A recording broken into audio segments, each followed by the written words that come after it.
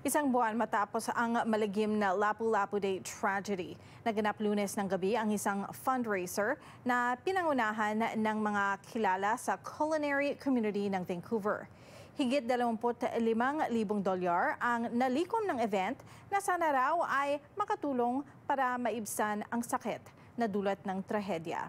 Narito ang report ni Rhea Santos. Sarap. Tsaka yung importante yung cost. Diba? Nakakaiyak na. Today we have the Akuya oysters with Italian or Central caviar. We're serving Filipino yellowfin tuna.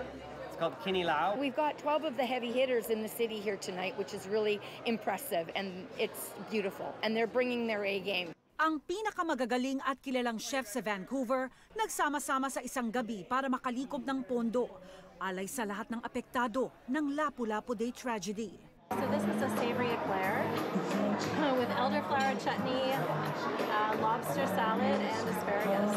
With ricotta, toasted hazelnuts, and a little hazelnut shortbread. Isang araw matapos ang trahedya noong April 26, sa loob ng 11 minuto, nabuo ang ideya ng fundraiser at napao ng organizer ng event na si Karen McSherry ang mga top Vancouver chefs.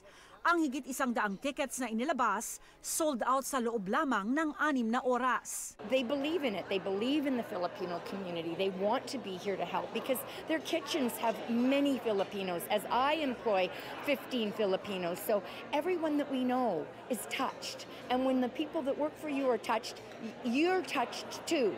And then you want to do the best you can do to make them proud. I was devastated for the community, for people that I have known for a very long time, the incredible, giving, kind Filipinos that have done so much for Vancouver. Ang Filipino-owned Goldilocks Bake Shop, lasa ng ube at kape ang inihain sa dessert na Filipino-inspired. Ang may-ari na si Mad Shi, nakaalis na ilang minuto lamang bago nangyari ang trahedya noong April 26. The tragedy is something that's close to my heart just because I was a participant on that day. And of course, the Filipino community and the cause is also close to my heart. Marami ring Pinoy chefs ang present sa fundraiser, mga kanang kamay ng mga top chefs na aminadong malaking bahagi ng culinary community ng syudad ang mga Pilipino. Kinilaw is a traditional Filipino ceviche with mango salad. Dito makikita yung